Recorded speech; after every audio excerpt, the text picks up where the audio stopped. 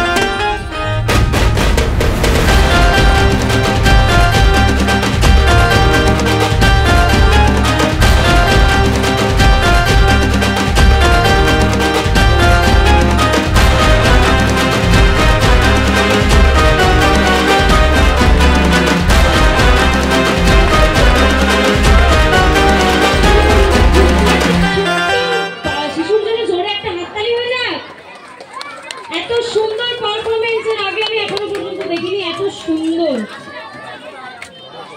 অনেক অনেক ধন্যবাদ সবাইকে, অনেক অনেক ধন্যবাদ সবাইকে। বলবো একটু ধরে একটু নামিয়ে দেওয়ার জন্য।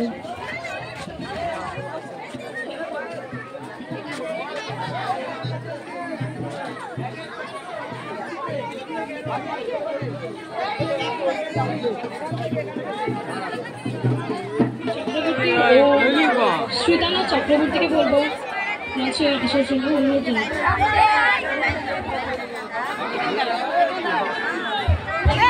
ঈশান সুর যদি থেকে থাকো এখানে, ঈশান সুর আবৃত্তি পরিবেশনের জন্য এখানে আসবে।